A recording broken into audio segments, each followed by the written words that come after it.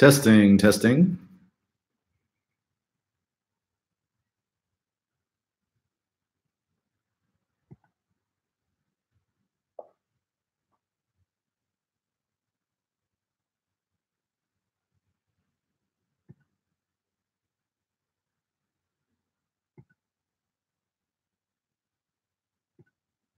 Oh, hey, everybody.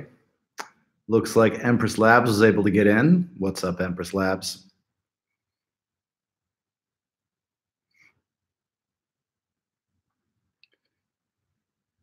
Hey, Empress Labs, can you hear me okay?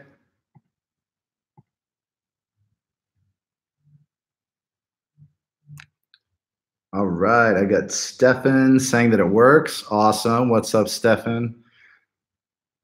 Christopher Fox is giving me a big thumbs up. Sounds like audio is good. Wonderful. What's up, everybody? Hey, while we wait for people to join in, you guys want a tour of the place that I'm staying? I'm in Greece right now.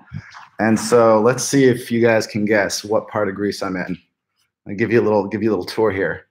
Are you ready? All right, we'll start with this side. Any guesses? Can you guys figure it out? All right, it's gonna be real obvious in a second when I take you around the corner. Are you starting to figure it out? Yep, Santorini. Christopher got it. Nicely done, Christopher. All right.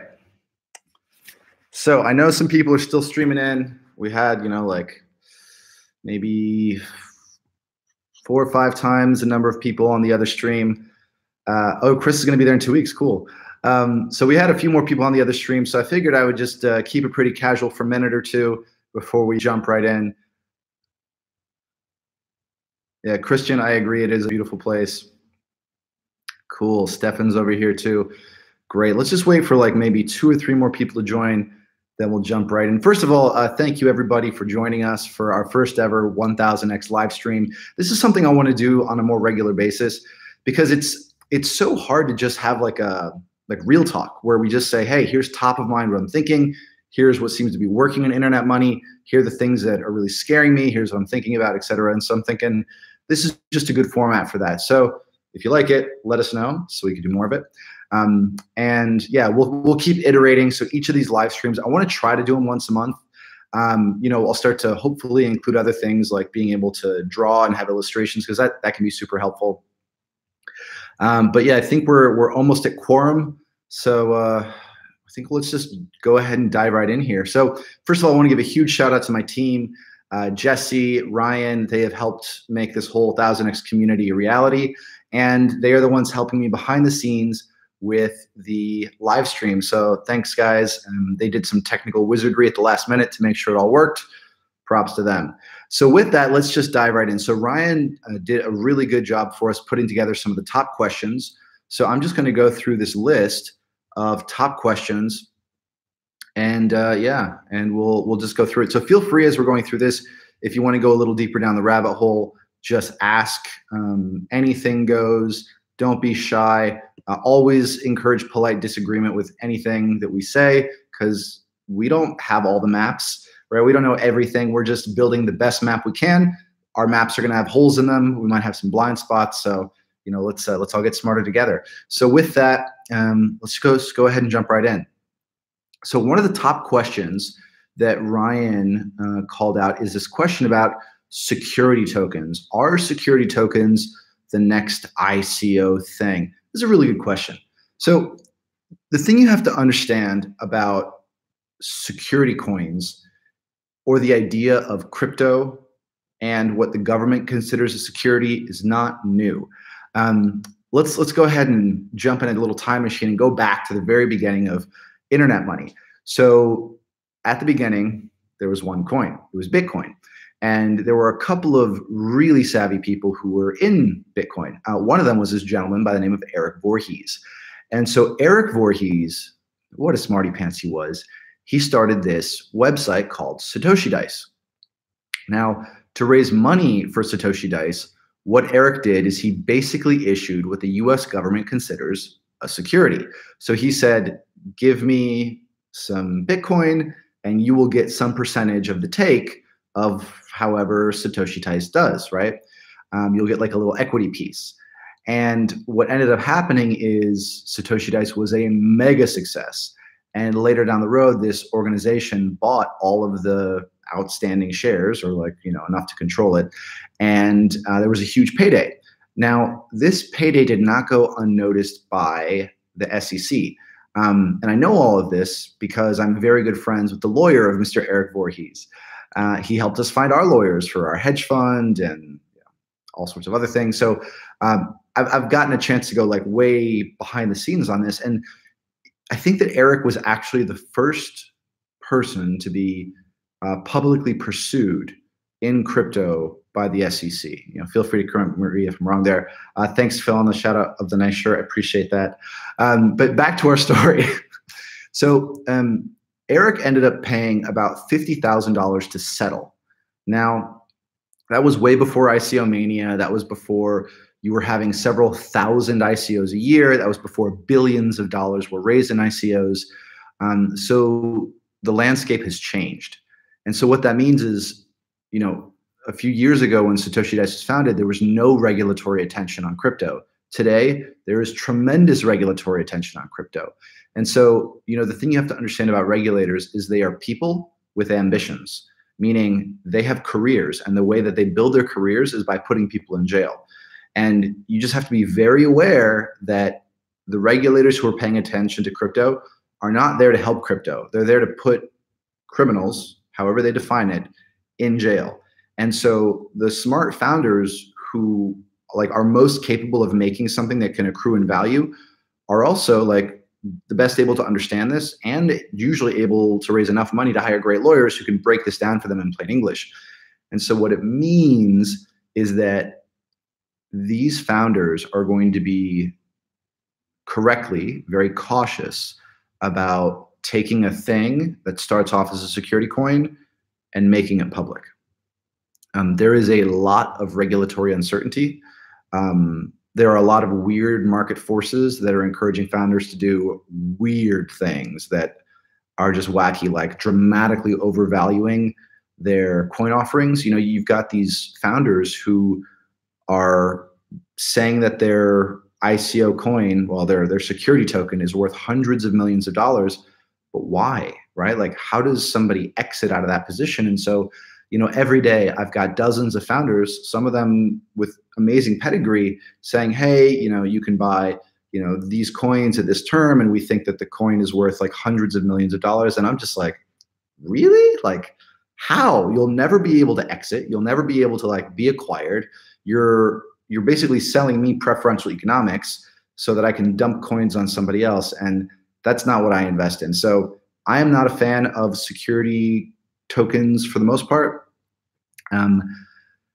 The security token thing, it's very likely to become part of the future. I don't think you'll see huge returns outside of mania or just pure speculation. Okay, let's talk about value for a second. This is extremely important. It's something that I'm going to briefly touch on in a YouTube video coming out in a few weeks, but it's something that I want to actually dig into more here. So I'll touch on it now, but in our group, I'll go more into it, which is where does value come from in internet money? And you've got a couple of different layers here. The most important layer, the layer that we pay attention to, the only layer that matters, in my opinion, is adoption, right? Is it actually being adopted? What is the value just from pure adoption by people who need it to solve some hair and fire problem? Then on top of that, you have this peak and valley sort of sine wave function that comes from trading, right? And pumping and dumping. And these are not the same things. So pumps and dumps are different from trading, but each of them adds additional layers of value that oscillate. Sometimes they oscillate together, and they if you have imagine a straight line of value based on actual adoption. Well, on top of that straight line that is my arm, you also have this wave of value that is created out of pure speculation. Then you've got this other wave that is created out of mania phases, right? The altcoin mania a few years ago, the ICO mania more recently. And so at any given time, the price is the combination of all of these layers of value. But the thing is, the hype can disappear. Traders can get scared off. pumpers can dump, right? And so while, yeah, you can have this huge inflated numbers, these numbers can also come crashing down, but they bottom out wherever the actual value based on adoption is. And so that's like the whole reason that we pay attention to adoption is it's the only reliable metric that I can think of that can actually tell us where value is coming from. But it's not enough to have adoption. You also need to be able to do something that no one else can do. And that's why we look at network effects. And so it's very unlikely that any of the things that are issued as security tokens will have enough value on that bottom layer, the actual like adoption by people who solve hair on fire problems. For the most part, security tokens will just be ways to facilitate faster trading. So the exchanges and the founders will really be the ones who make the most money, with a little bit of money made by people with preferential economics. Okay, we got a great question from Christian Cole. What does real adoption look like and how do we measure it? Excellent question. The short answer is it depends. There's been a lot of debate about how to measure this inside of something like Bitcoin. But the thing I like about Bitcoin is that there are transaction fees. And so you can look at how much people are actually willing to spend to move Bitcoin from one place to another, not trade it, because on an exchange, there's no transaction fees to just trade back and forth. But if you actually look at the increases and how much people are paying for transaction fees, that starts to give us a sense of like how popular this thing actually is. And so what you want to see is that, like, say, for example, Bitcoin is primarily being used as a piggy bank, which it is today. May change in the future, but that's what it is today. We want to see that the amount that people are spending month over month is generally increasing. Now, there are some caveats. Like, for example, there could be weird issues. There could be like mining attacks. There could be all sorts of weird things that in the short term might spike it up or bring it down. But when you zoom out, you generally want to see a trend line where people are willing to spend more and more to increase, like to have transactions done. And this shows us that it's actually being adopted by people who are willing to pay to have transactions done.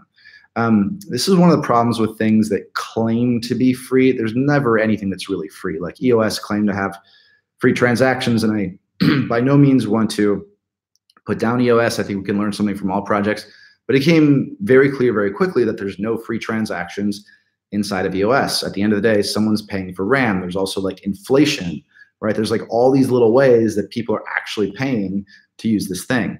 And then a tangent off of that is that every protocol that does something different, you have to peel back the layers to understand the most honest way to measure adoption. So it depends is the short answer. But with Bitcoin, I think it's, yeah, transaction fees generally, looking at transaction fees. All right, so Ryan sent me a couple other questions. Here's a really fascinating one. Dfinity versus Ethereum. So how does Dfinity compare or compete with Ethereum and an effective L2 scaling solution? Great question.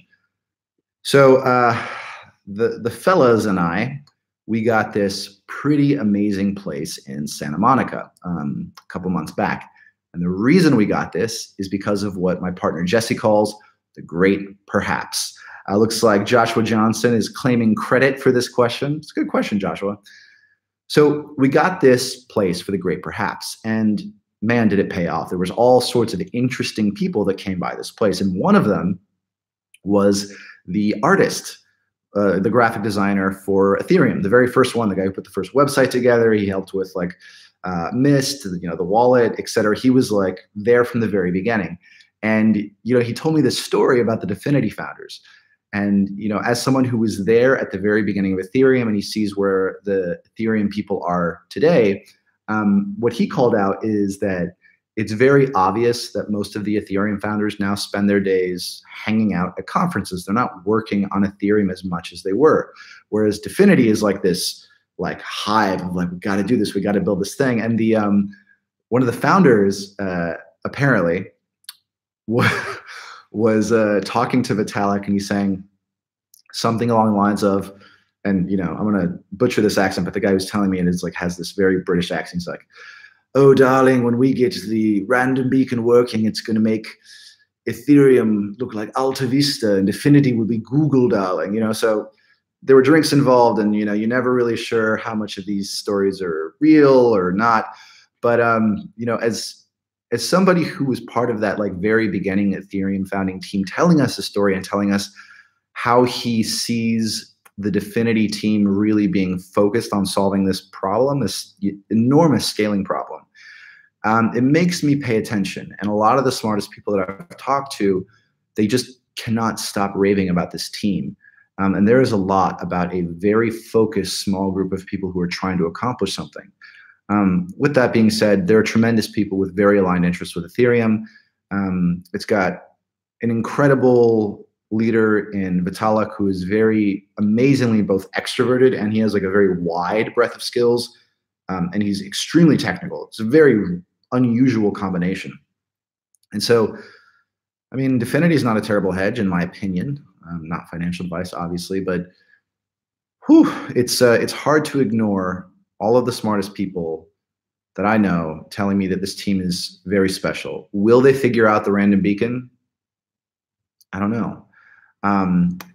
We did an episode on Dfinity not too long ago, and the conclusion that we came to is, wow, does it look promising, but we have to play with it. We got to like get our hands dirty and like get in there, and then we'll have a much better sense of reality versus hype, because the space is kind of known for its hype, and we tend to not believe the hype. So the verdict is out in Dfinity. Once we get a chance to play with it, we'll have a much better opinion. But the early estimates are that it will, out of the gate, be 50x faster than Ethereum, which is kind of a big deal.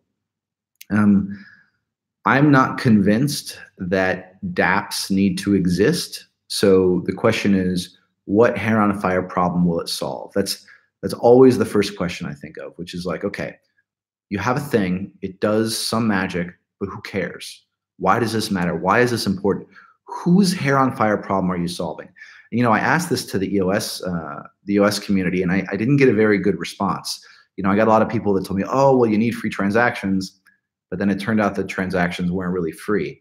And if you look at the dApps being built on EOS, it's pretty abysmal. In fact, one of the people that we chatted with in the group, one of the pieces of bonus content we put out, we borrowed a friend's car, his little Porsche Boxster, and we went tearing around the Malibu canyons with the founder of Wax. And what he did is he just like cloned EOS, and like he had his own fork of EOS without any transaction fees. And he was just using it, in my opinion, to have a token, so he could have a token sale to raise money to feed his baby.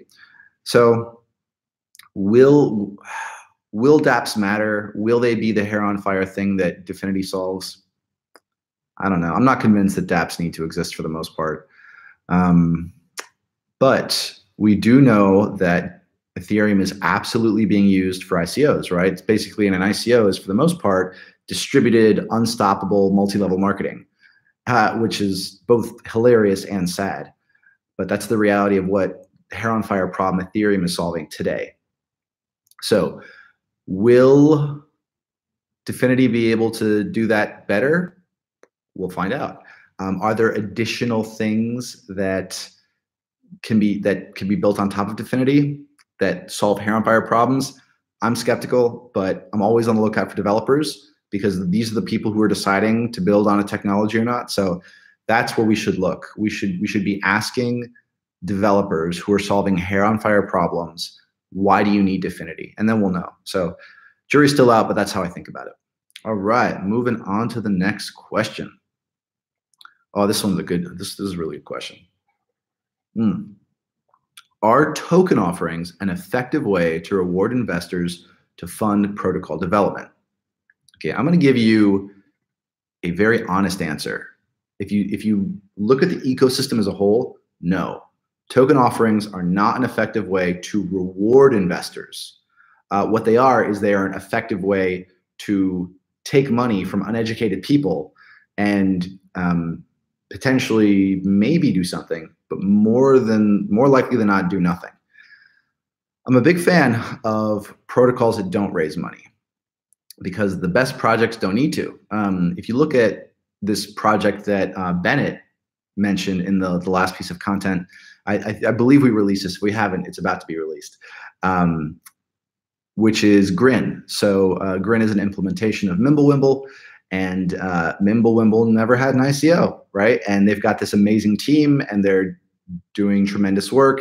And a lot of people are not talking about them because they're not having an ICO, right? And unfortunately, ICOs or token sales are the way that a lot of people become aware of these emerging technologies. But the sad truth is that almost all of them, I've said this since the very beginning, I maintain this today, is that when we look back, 10, 15 years from now, whatever, 99.999%, like 5 nines of all ICOs that will ever have been released will effectively be dead. They will have failed. And that's because they're really good at raising money, but not necessarily good at accreting any value whatsoever. The preferential economics game is a really bad game for people who don't get the preferential economics. I have always believed that the sanest strategy is to dollar cost average in over a very long period of time for an offensively small amount. And this kind of like, it's because of the preferential economics, but it really comes back to this idea of like, where does value come from? Like, if you think about Elon Musk, for example, he loves to break problems apart into their component pieces. So when he was thinking about building an electric car, he was like, well, how much do batteries cost for electric cars? Because that was like the biggest expense. And then what they said is like, okay, well, what if we break that apart into its component pieces and look at the cost of these component pieces? Like, wow, there's like a huge gap between the cost of those component pieces and a finished battery. And so like, there's all this opportunity in between there. And they try to figure out, okay, if we can just find a novel way to put these components together that cost like a very small amount, right? And we can charge less than the current price of these batteries, then there's like this huge range of opportunity where we can actually like manufacture these electric cars for dramatically less. And so value works in a similar way, where there's all these components of value. There's value based on adoption, which is the most important base layer. And then there's like basically a lot of hype, just layers and layers of hype, all sorts of hype that go on top of there. There's like, the chaos that is day trading. Then there's like pump and dumps. Then there's, regulatory promise followed by uncertainty. So one example of that is like, ooh, is there going to be, will the SEC approve this new legal structure? And then, wah, wah, wah, right? So, and then you've got like these larger trends, like the altcoin trend, et cetera. And so there's all these layers in how value happens. And, the best projects, they just don't need to raise either that much. They don't need to raise publicly. They actually don't need to raise anything. And so I would not pay attention to token sales and ICOs as I wouldn't pay attention to it at all, really.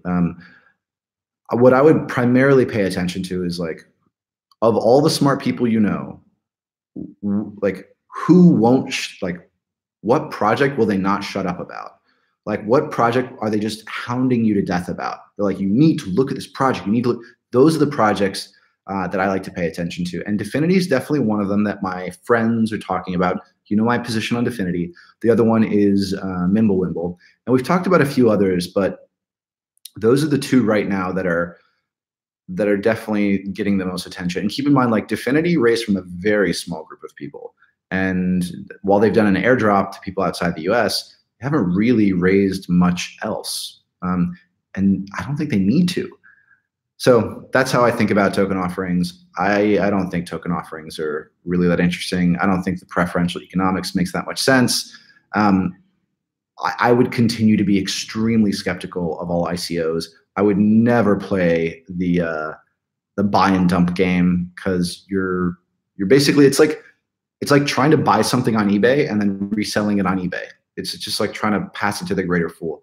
What I prefer to do is like buy something early that I think is going to have a tremendous increase in demand in a certain number of years. And then once like somebody actually needs it, sell it to somebody who actually needs it at a dramatically higher price, which is the market price at that point, as opposed to, trying to like buy something on eBay and then resell it on eBay, which is effectively what a lot of these, what a lot of people who are playing the internet money game are doing. But why do what everybody else is doing? Why not understand how things work? Try to find the huge disparity between like the valuable reality that no one else agrees with, where you feel very confident in this position that the rest of the world just won't agree with you on for whatever reason. Maybe it's because they just need a lot more people to agree, whatever. And I find that those tend to be the places that you make the most money. I was just thinking today, I was on the beach doing this beach workout, and I had this friend who's like super into fitness.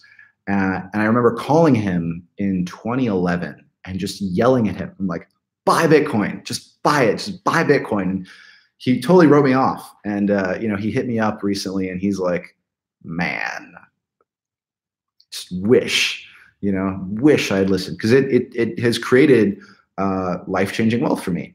Now, will there be new coins that create life-changing wealth for people? Maybe. I don't think we should just say absolutely. I think we have to be very skeptical about everything, including me. You should be skeptical about me. And that skepticism will only help me. So please be skeptical. All right, we got a question from Christian to fade away in the coming years. I don't know if ICOs will fade away. I definitely think there is something very odd. Like when we go back to this, like these layers of value, one of the one of the big things that affects the entire space is these mania phases. And so, in 2017, we experienced the increase in the mania phase. I don't think we've seen the downturn yet of the mania. The downturn will happen when most of the founders who raised in 2017, 2018, when they walk away, that's when things get real weird, because most of them will still be sitting on collectively billions of dollars, but they will have given up. And so what happens then? Well, enterprising and well-intentioned regulators, enterprising and bad-intentioned criminals, and angry customers will be putting a lot of pressure on them, which will create a lot of bad press. There will very likely be bad things that happen. And so, as a lot of people say that, the price is going to go up, price is going to go down. I don't try to predict price in the short term, but instead, I think the stars are aligned. It makes sense to me. The landscape is aligned in a way where we could continue to see a lot of downward movement of just prices across the board. And I don't think that's a bad thing. I actually think that's a great thing. The thing you have to understand, though, is that not all coins are created equally and they don't all move together, even though it seems like that sometimes.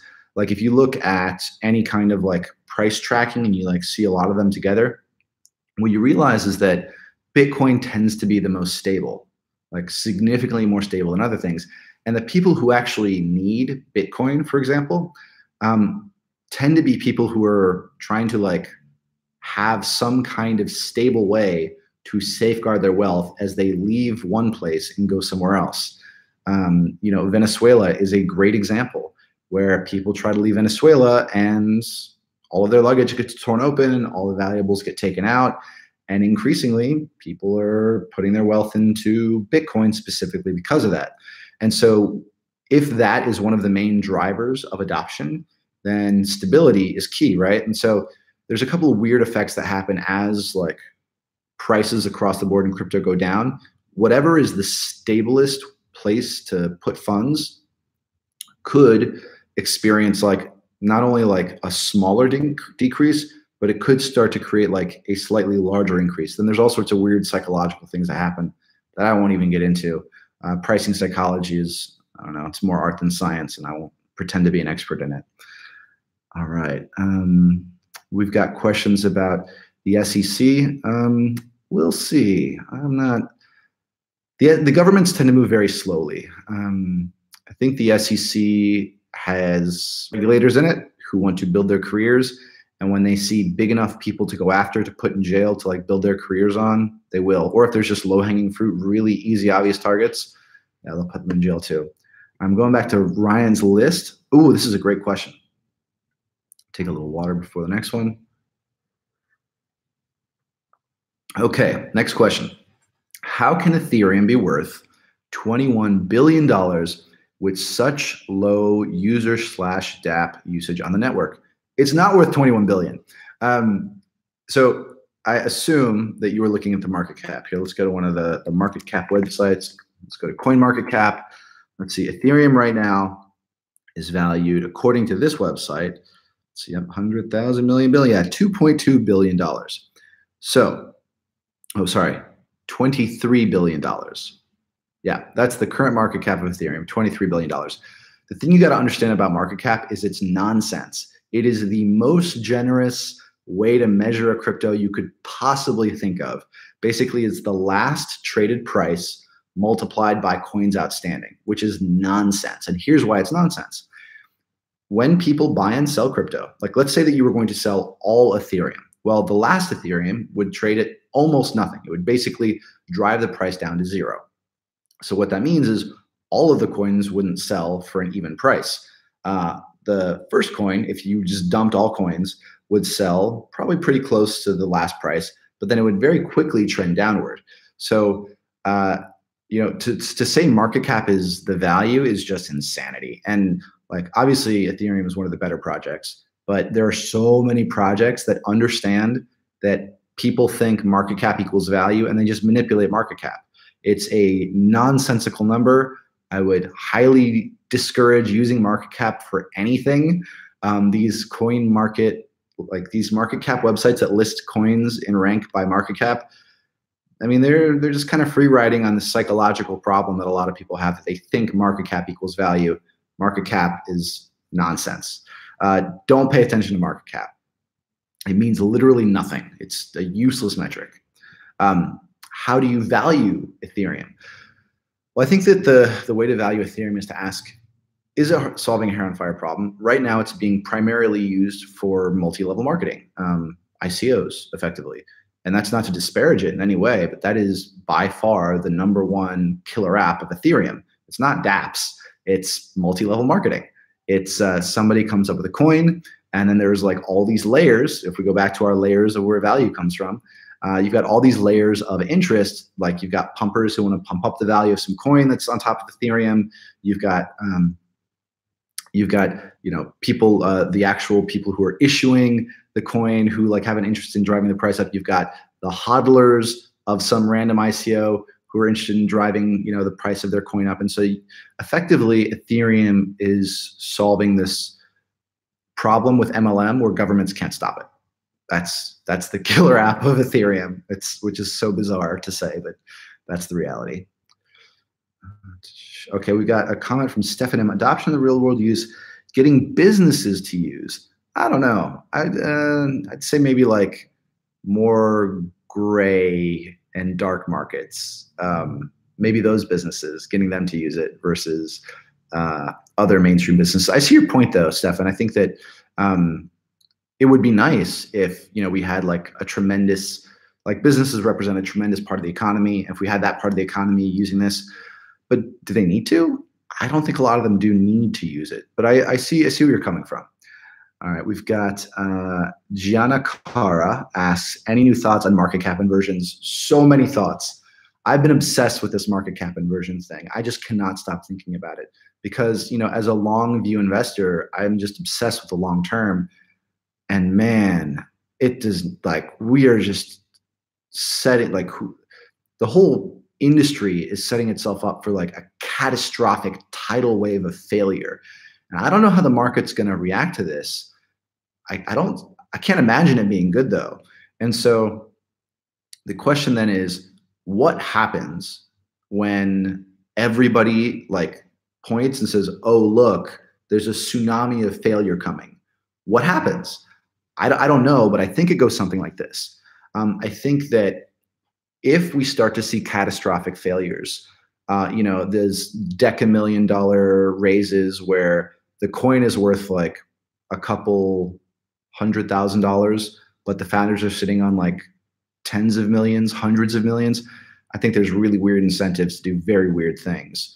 And then that drives like media. And then, the media has that expression, if it bleeds, it leads, is going to take these events, which I think are very likely to happen, and just, call them out in the most terrifying language possible. And so I think that all things being equal, there is think this tidal wave of failure will probably create some downward pressure. But if we go back to like the layers of value, it's just one of many layers, right? So it's hard to predict exactly what will happen. But I can't see it being good, this tidal wave of failure. I suspect governments will get involved, and we can learn from like the Mt. Gox situation, like what happened with all those Mt. Gox Bitcoin that were recovered. It's been getting dealt with for a long time. Those coins have been locked up for a long time. So I don't think it's worth investing money into unless you have some kind of information advantage, like a significant one. Like you're a founder and you know when you're going to do a coin return, if you're going to do a coin return, et cetera. Yeah, but it's scary. Good time to BTD. What does that mean, Ryan? Ryan J. McCall, good time to BTD. Help me understand that as I ask the next question here. Ooh, we got a good one. Let me drink a little water before the next one. Okay, how will quantum computing impact crypto? Okay, short answer, long answer. Short answer, it depends. Long answer, it probably won't affect the competent founders. The incompetent ones have bigger issues. So to kind of in summary, quantum computing is unlikely to affect crypto for a while. And here's why. Here's how I know this. So a good friend of mine by the name of Dan, he works at this company called Rigetti. Rigetti makes quantum computers. There are a couple different approaches to using quantum computers, but they do it in one of the more popular ways. There's not that many quantum computing companies, but the way they do it, it's really good to model molecular structures, but it's really bad to try to crack cryptography. So according to Dan, the current, all of the current approaches for quantum computing would be terrible for breaking cryptography. Doesn't mean a new model might not come out, but today, everything we know about quantum computing does not affect crypto in any kind of meaningful way. It can't break cryptography. It still takes lots and lots of time, thousands or millions of our lifetimes based on everything we know to crack some of these passwords. I think trillions of years with today's compute, and even if it's 100 times less, it's still a long, long time before our private keys are at risk from quantum computers. Oh, I see Ryan J. McCall saying buy the dip. Ryan, I see where you're coming from. I want to respect that you've shared a thoughtful comment, but I'd like to politely push back if that's okay, which is that you never know. You never know when a dip is. That's the crazy thing about buying high, selling low. You never know when it's high or low because we keep coming back to those layers of value where you've got actual adoption, pump and dumps, trading, and let's think about trading, for example. There's these black swan events that happen all the time. So for example, in Ethereum on Coinbase, flash crash, the price was not zero, but on Coinbase, the price crashed to zero. So it's you just couldn't see that happening within this, within the layers of value, right? It wasn't conceivable, but it happened. And so I would just take a very long view because you never know when the dip is. I sound like a broken record. I know I'm just beating a dead horse here, but I would politely push back anytime somebody says buy the dip, just because you never know if it's a dip or if it's going to go further.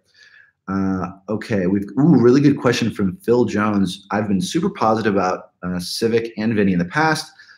Be great to get my views on Identity and Civic's progress. I feel exactly today how I felt when I first got into Civic. And when I first talked about this stuff, I'm like let's talk about this in 10 years is kind of the point, right? Because when you come back to value, that very base layer, the value based on actual adoption takes 10 plus years on average. Sometimes there are exceptions. But if you think about the path of traditional startups that build applications, not even protocols, applications take about 10 years before they are at the point where someone is actually recognizes that they're worth enough to purchase for a significant amount of money. And so, there's all these other layers, right? There's the hype layer, the trading layer, et cetera. And we've seen those dramatically impact the price of crypto over the last 2 years. And I would just say this is one of the reasons that I don't even want to talk about short-term prices, because like even if you do talk about short-term prices, let's go to see what the price of Civic is today. All right, so the price of Civic today is 12.7 cents. So yeah, that's an increase of about 27% above what it sold at. So even if you bought it during the ICO, still up. But again, short-term pricing doesn't matter. But I am super long Vinny. All right, here's the thing about Vinny. So I'll give you an example, and I would never like talk about this outside of our group, but I want to do real talk here. So when I look at something like what's one of the coin projects that we've talked positively about? Let's talk about Human. So real quick side note on Human. I like the founder, Eli. I know him. He's a friend of mine, but I also want to like do real talk here. And I'm going to tell you the same thing I told Eli, which is that, for context, there's like 3 parts of a project. There's like the founders, there's their plan, and then there's the actual execution. I don't understand their plan. I recently had a chance to look at their plan, and it doesn't make sense to me. And here's why. I believe that market forces have affected the founding team to make decisions that are good for them in the short term, but bad for investors in the long term. And then when I look at Vinny, I know that he only cares about the long term. Just because I know him, we're like really good friends. I know he's obsessed with the long term. That's like all he cares about. And so I know that market forces will not affect Vinny to make short-term profitable decisions over long-term profitable decisions. Whereas I don't have that confidence in Eli over at Human. I love Eli. I think he's a great guy. But that specific, like very specific thing is how much do market forces affect these founders? In seeing the latest plan, the thing that I notice is the latest plan allows for censorship. It allows governments to like close down people's Human accounts if they don't want them to use it. And I don't like that. I like censorship resistance. I think it's a very important part of that fundamental base layer. And so, I told Eli this, and he's come back recently with some new information, which I haven't had a chance to digest yet. But maybe we'll do a follow up on Human if you guys want. Once I get a chance to like digest all the information. So let's see. Wow, you guys are really going deep on quantum computing. But just to close the loop on Civic, yeah, I'm very long Vinny. I am a big believer in Vinny. Doesn't mean that Civic's going to work. Civic could fail. There's like all sorts of parts of how things get adopted. But the thing I love about Vinny, and the thing that I'm confident about, is he will not censor Civic. At least I don't think he will. That is the bet that I'm making. I could be wrong. He could totally do it. But I think that Vinny understands that like censorship resistance is a fundamental part of where crypto value comes from. And so I suspect that he will keep that, whereas market forces, AKA the ability to raise lots of money very quickly and like push whatever out the door, I think most founders lean more in that direction. And that's what I've seen from Human currently, is that market forces, in my opinion, are probably affecting the way that they think about releasing a network. But I think censorship resistance is extremely key. Let me look at these questions on quantum computing real quick. Oh, real quick, distributed fund. So this is great. We actually did this experiment where we reached out to a lot of people who said, hey, I'm interested in leading a distributed fund, and none of them wanted the liability. I don't blame them. I don't want it either, because there is a lot of liability. So let's close the loop on the distributed fund experiment. No one in the group is willing to take on the liability, and I don't blame them, because it's huge and it's scary. It's just the sue risk is so high. If they take on somebody that decides that for whatever reason they're unhappy, it's just so easy for them to sue. Even if they lose, the plaintiff sues and loses, the person defending the lawsuit has to give up their brain juice. It's stressful. There's all sorts of issues. So even though the distributed fund experiment, we've closed that loop, I've been thinking about dollar cost averaging, because as some of these networks go live, we may decide to take positions on them over the long term. And I was playing around with this, and I couldn't find a good way to like a good dollar cost averaging tool. And so we're kicking around the idea of maybe creating a dollar cost average smart contract. It's still super early. I don't want to get you too excited about it. we're basically talking to our friend Chris, who we've had here before. He's the smart contract developer. We're getting a sense of like, is this even possible? What's like the MVP that we could put out very quickly? So we'll see if we can make that kind of tool.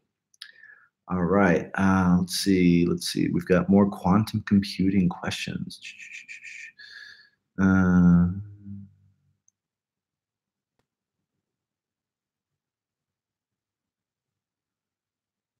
right, we've got a question about quantum computing, if your public key is anonymous or known by exchanges or anyone else.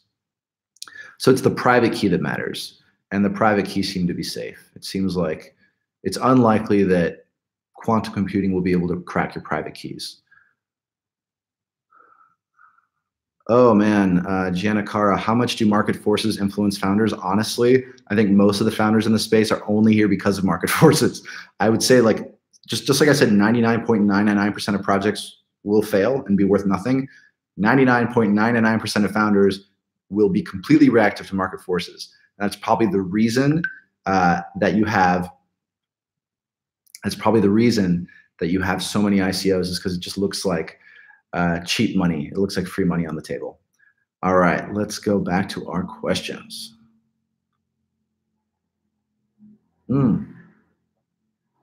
Okay, looks like we've got quite a bit of interest in stable coins. So the thing about stable coins is they're not a really good investment unless someone figures out how to make a math-based stable coin that is not backed by anything and evenly distributes the seigniorage value. I won't go into what that is, but if you look up the episode that we have on stablecoins, we go really deep into what seigniorage value is, etc. Carbon is trying it. I'm not convinced that they've got it figured out because of the distributed Oracle part.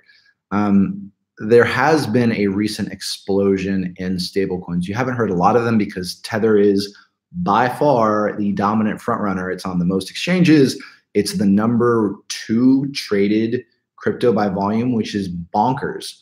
So it goes Bitcoin, Tether. These are like the 2 most traded things in the world of crypto. And Tether's got so many problems, but it doesn't matter because of its network effects. And that's like, this is a great thing to do, is to like look at just like how many places Tether is. And every new exchange that allows like Tether as a currency pair just increases the value of Tether. And like the value does not get distributed to like the people who are using it. If Tether is actually backed, who knows if it is or not, doesn't look like it is, but we don't know. If it's backed, there's no value that anybody gets. Sorry, if Tether is actually backed 1-to-1, no one gets value from Tether.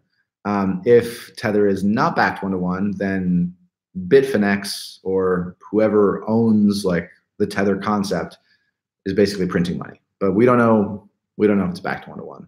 There haven't been any good audits. So that's the situation. All right, let's see what else we have here. This is a great question. We've already talked about this before, but I wanna bring this question up because it's a good one. How do regular investors get early access to 1000x opportunities? I think it comes right back to that. What are the projects that your friends are most obsessed with, and just pay attention to them. If you can, try to work there. One of our 1000x community members actually went to go work for Human, which is awesome. I love that. He actually like reached out to the founders, started working for this protocol because he believed in it. And so, you know, the 2 things that, and I've mentioned this before, but just to bring it back up again, Dfinity and Mimblewimble seem to be the things that my friends are most excited about. So what I would do is I would just set like a Google search alert. There's this thing where you can like every week you can do a search on the things, and I would just either like weekly or monthly keep track of the projects, keep track of Dfinity, keep track of Mimblewimble, and let's just see like, you know, if the hype is real, because, you know, we don't want to believe the hype. We want to see like how these things actually do. And so what I would do is I would dollar cost average in very slowly for an offensively small amount. I wouldn't try to get in quote unquote like early, this concept of early access, I get it. I know that you see people like getting in and the price shoots up and it looks like quick and easy money, but it's not. It's not quick and easy money. It'll rob you of your brain juice. It's extremely risky. There's no guarantee that these things are going to be worth more than what you paid for them when you start dumping. I just would not play that game at all. Instead, what I would do is like try to like get smart about the thing, whatever it is. And if you feel really, really like compelled, just like over a year or longer, just very slow dollar cost average in. Because the truth is like you never know what's going to happen with those layers of value. And the only one that like really is like a good indicator is going to be adoption. In fact, I would say that the most important thing you could do with your brain juice is if a project intrigues you, is ask yourself, okay, 2 questions. How does this thing become a monopoly? And what are the indicators of a monopoly? And so you want to look at actual adoption, and then you want to try to find network effects. So is this thing able to get network effects?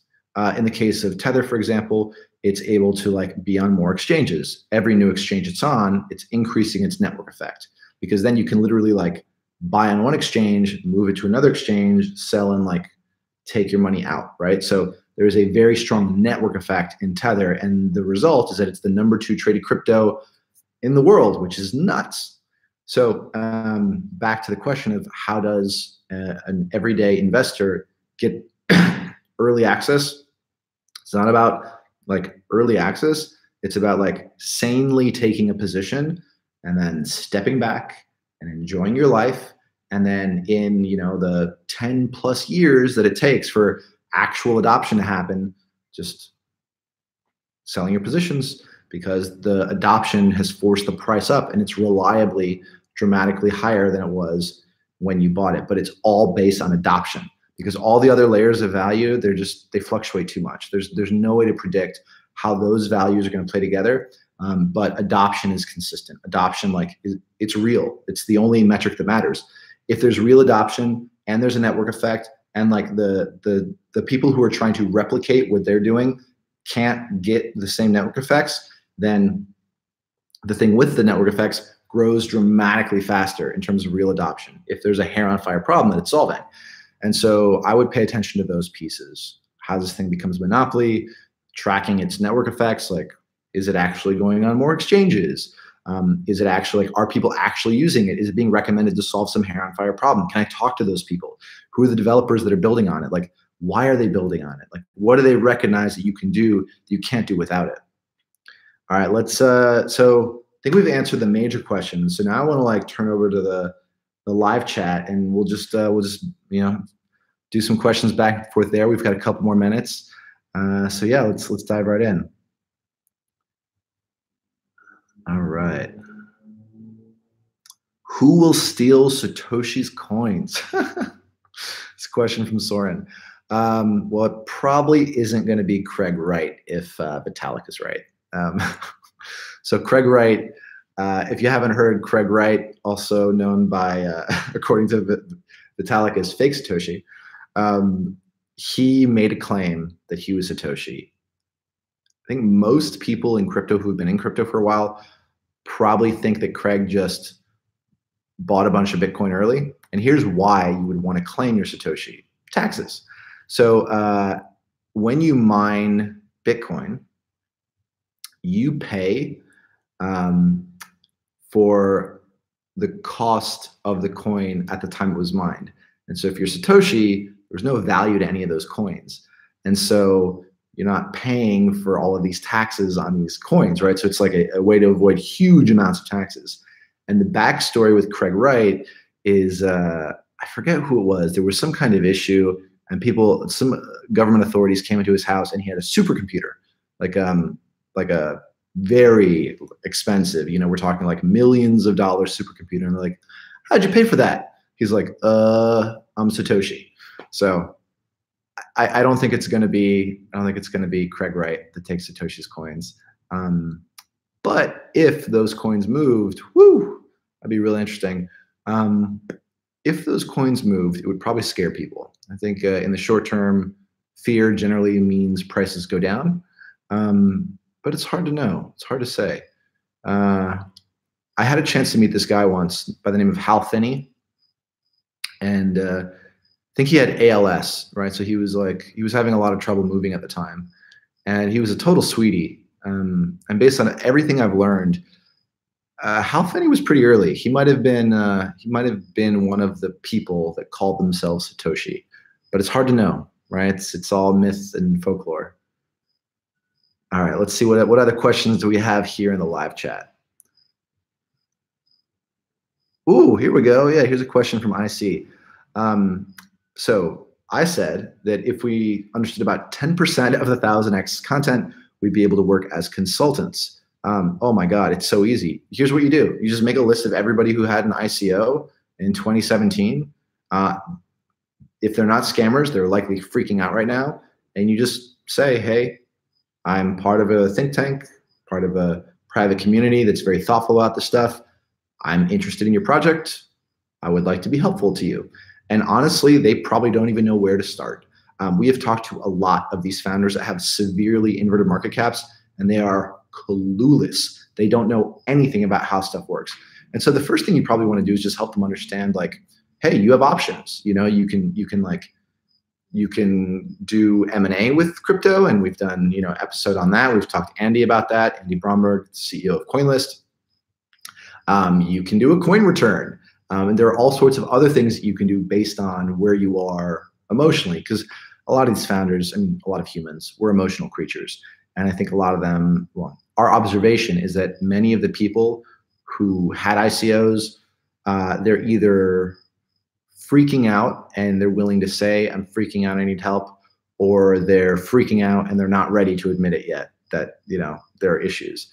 But the pressure will only grow as they continue to deliver nothing and sit on a gigantic pile of money. So I think we actually have a list. I don't know if we've shared it. Hey, Ryan, Jesse, if you guys know if we have that list of like inverted market cap coins that we could share, I think that'd be a really good starting point. All right, let's see what else do we have here.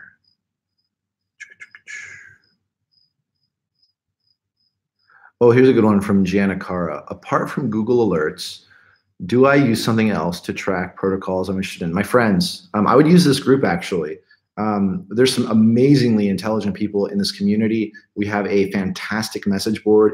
Thank you, Ryan, who just did all of the work to get that set up. Thank you to everybody who contributes, by the way. It amazes me how useful this group is, and the message board has become. When we first started this, I told Jesse's like, Cedric, do you want to do this? I'm like, I do, but on one condition. I want to build a brain magnet. I was like quasi-retired when Jesse first approached me, and this is my attempt at building a brain magnet. And I am so very pleased with the way that the message board has been coming. So I would go to the message board and I would very skeptically listen to what people are talking about, because the signal on our message board is excellent. When I compare our message board versus Reddit, it is amazing at the difference in signal to noise. So yeah, I think we've got a pretty good thing. Okay, ooh, Mr. Poe. Hey, Mr. Poe, I love your contribution to the group. I'm glad to see you here. What is the state of adoption and network effects metrics you keep track of for Bitcoin and Ethereum in 2018? This is such a good question, Mr. Poe. I've gone back and forth on a lot of things. I don't think that you can necessarily look at Bitcoin and Ethereum and compare them like one-to-one today, because they are used for different things. Ethereum is dramatically more volatile than Bitcoin. And they're used for very different things. So Bitcoin, in my mind, based off of my map of reality, Bitcoin is a piggy bank, and Ethereum is currently primarily being used to make multi-level marketing unstoppable. It's like a distributed if-then machine. If you send me Ethereum, I will send you my coin, right? If-then, distributed if-then, unstoppable if-then. So for Bitcoin, I do like how much money is being spent on transaction fees. It's not a perfectly clean metric, unfortunately. because we saw a pretty big spike in network traffic, which was likely the result of a spam attack. And I say that because before the prices shot up, I was building on testnet, Bitcoin testnet, and somebody was spamming the network, which is usually an indicator that they're practicing to see how much it'll cost to spam LiveNet.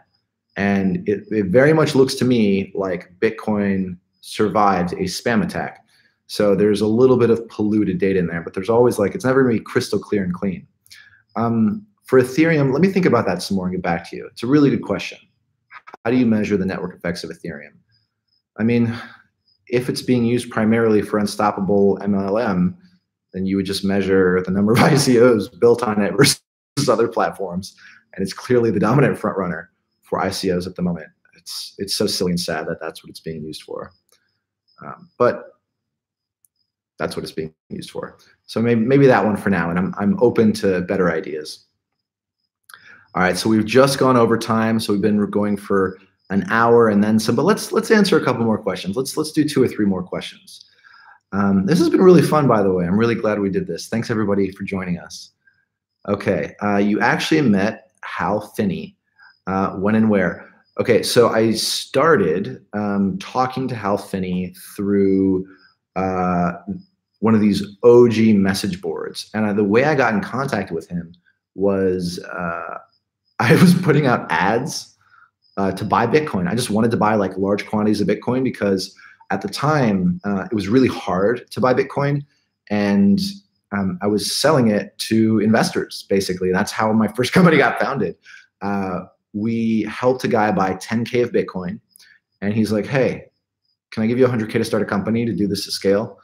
And so that is how I met Hal Finney, through this Bitcoin message board. Because the moderator, I guess I rubbed the moderator the right way somehow.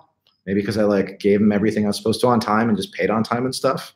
That's probably it. I was just very punctual. And I think he liked that, and so he brokered an introduction. All right, let's see. How do you look at decentralized peer-to-peer cryptocurrencies? I'm not sure I understand the question. What is the likelihood of a few of them achieving mass adoption? What will it take? Honestly, I think the best chance for large-scale mass adoption of crypto is the gray and dark markets. They're dramatically underserved. They have huge issues with their biggest limitations are with cash. So Google's System D is the gray economy, and it's just as large, if not larger, than the light economy.